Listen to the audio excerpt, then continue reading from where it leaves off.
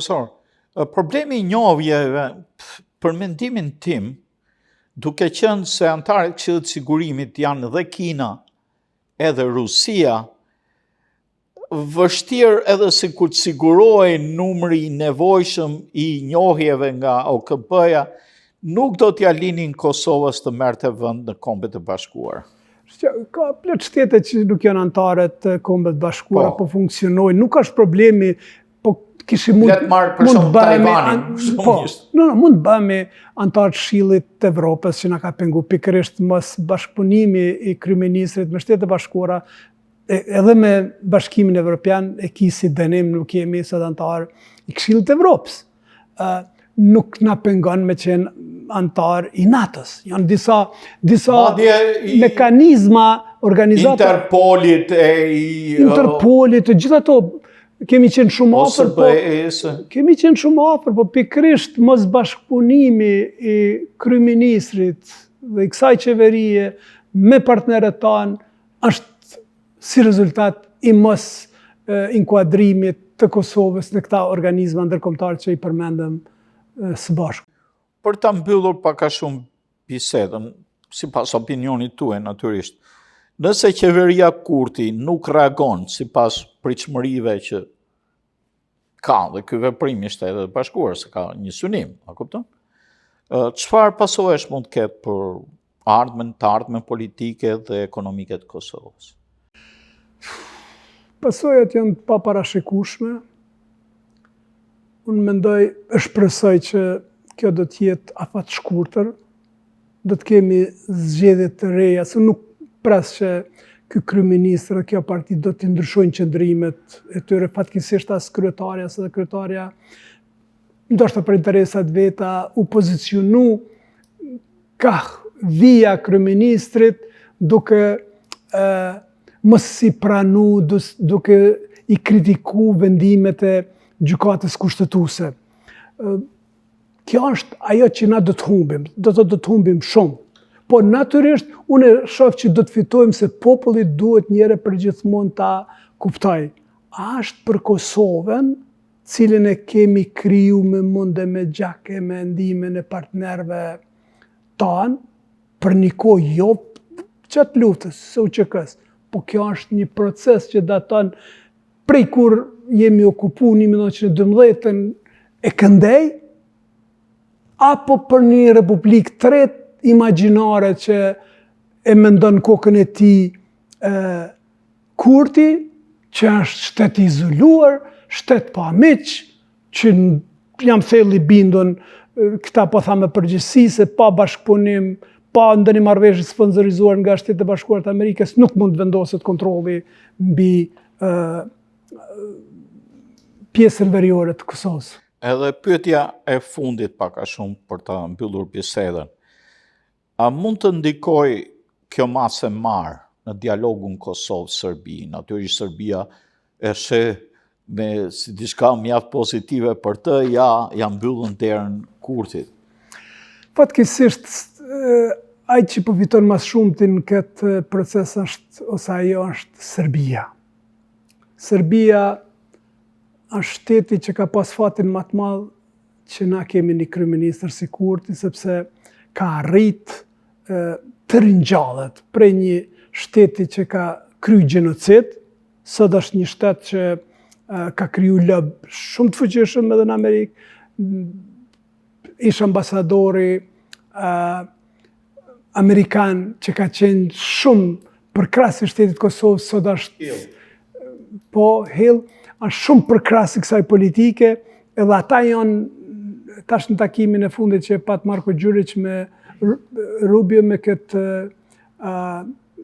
sekretarin shtetëror amerikan, kanë inicu me pas edhe ata një strategji ngjajshme zhvillimore, sikur se ka pas Kosova deri tash. Domthonë, ato që I kemi pas na, është rrezik që... Ato po përpiqen të bëj. Unë e di kaukusi serb në Kongres me Claudia Tënin edhe me një tjetër, madje I quan një letër presidentit Trump që të vizitonte si Kosovën edhe Serbinë ishte shumë e dyshim, sepse unë e di që ajo është pjesë e Kaukasit Serb këtu, madje ka pasur takimet të fsheta dhe me ish dërguarin e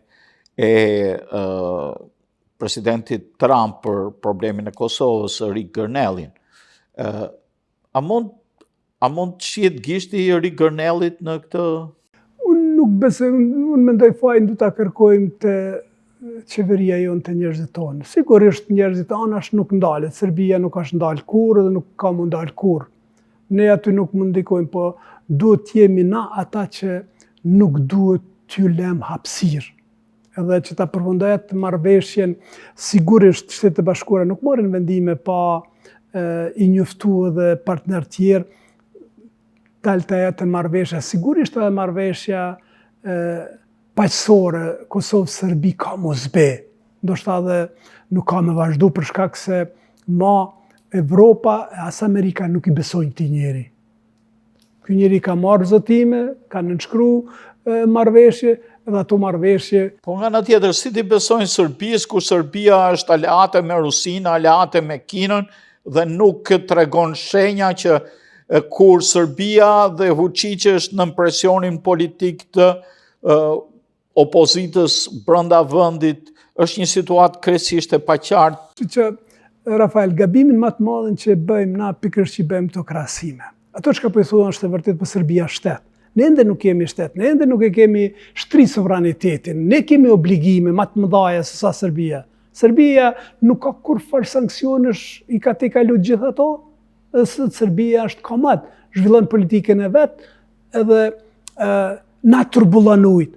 Po na nuk guzojmë, po tham për herë 2 të 3, na nuk guzojmë që t'ja mundsojmë ose t'ja shtrojmë terrenin Serbisë që ajo ta plasoj politikën e vet. Na dim çfarë interesash ka Serbia. Serbia ma përpara kjo qeveri, ndoshta unë mendoj që nesër pas nesër edhe ai popull ka me i hap syt, kanë marrë qeveri tjera, po kjo qeveri nuk është në gjendje, ndoshta ma përpara pranon vdekjen se sa me pranu pavarësinë e shtetit Kosovës. Na këta e dim. Kjo neve nuk duhet me na prengos, duhet me na prengos veprimet tona. Na po ja lehtësojmë punën Serbisë fatkeqësisht. Ne emën të një patriotizmi, ne emën të shtrirjes sovranitetit në pjesën veriore, në gjëra tjera, në vend si mu marrë me gjëra tjera, se ai sovranitet është garantu me kushtetut, edhe me dash nuk mundesh. Në kushtetut garantohet të gjitha drejtat e minoritetit serb. Prandaj ata plani Atisarit edhe ndërkombëtarët e kanë ditë që mund vim deri një gjendje tillë, gjetë një parti që ndoshta me vetdije se pa vetdije do të insistojë, do ta shkel kushtetutën. Prandaj e kanë vendosur kushtetutën. Aty po të isha kryeministër nuk do të kisha prek. Unë do të kisha vepru, do të isha forcu si shtet, do të kisha kërku prej partnerëve tanë, në këtë rast prej Shtetet Bashkuara të Amerikës, që të na ndihmojnë, të na sponsorizojnë, edhe gjithmonë na kanë ndihmu. Deri tash sigurisht na kishin ndihmu, po tash tutje këto raporte, kjo ftofje raporte, kjo mosdëgjueshmëri, kjo kënaqësi, kisha me qujt thjesht kryeministrit edhe partisë në pushtet, atë angazhim, atë zel, atë entuziazëm që ka pas Amerika, që na ka rritë sikur fëmijë, sikur bebe, është kujdes. S'ka pas qeveri që nuk është pranu prej organe më të larta deri te presidenti. Sot kryeministri që 5 vite ka qenë në Amerikë vetëm me bë vizita private. Profesor, pa dashur, ju përmendet një fjalë që është titulli i një reagimit tim sot në gazetën Dielli, diplomacia dhe kryenësia. Është një ndeshje midis diplomacisë amerikane dhe kryenësisë kryeministrit Kurti në këtë mes, por ai që dëmtohet është populli i Kosovës, ajo që dëmtohet më shumë është Kosova.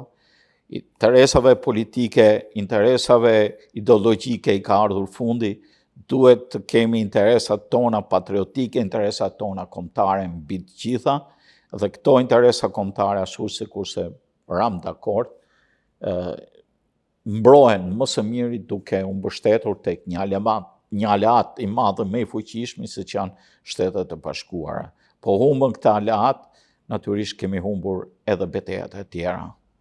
Edhe kjo është fatkeqësi.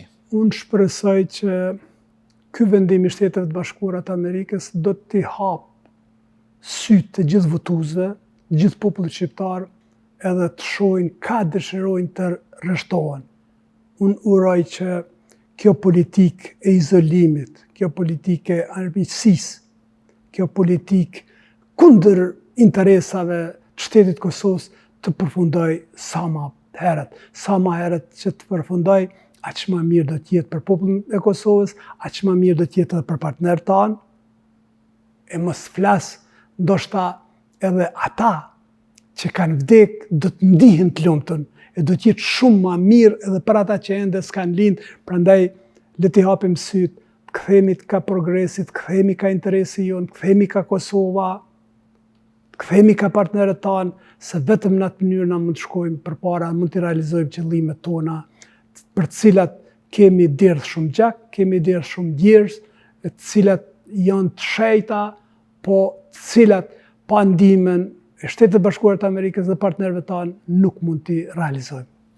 Profesor, ju faleminderit që ishit në studio, që jeni i mirëpritur kurdoherë për opinionet tuaj, opinionet të një intelektuali me shqetësimin e zakonshëm të çdo shqiptari për mbarvajtjen e fateve të Kosovës, pavarësisht qeverive, se qeveritë shkojnë e vinë, por Kosova dhe Shqipëria mbetet, edhe dhënë Zoti që të jemi të dy në një shtet, por kjo ka kohën e vet, edhe natyrisht nuk mund të realizohet pa atë çka thamë pa mbështetjen e gjithanshme amerikane. Ju faleminderit. Faleminderit. Kjo nuk ishte natyra ime që diskutoj, për vërtet ishte fundi i durimit tim. Faleminderit. Të dashur teleshikues të televizionit të Shqiptarëve të Amerikës, këtu i tham fund të emisionit ton Argument me të ftuarin tot sot në studio, profesorin Demaj, Marian Demaj, ish rektori i Universitetit të Kosovës. Diskutuam me zhvillimet e fundit të raporteve midis Shteteve të Bashkuara dhe Qeverisë së Kosovës. Miru takofshim në emision tjera.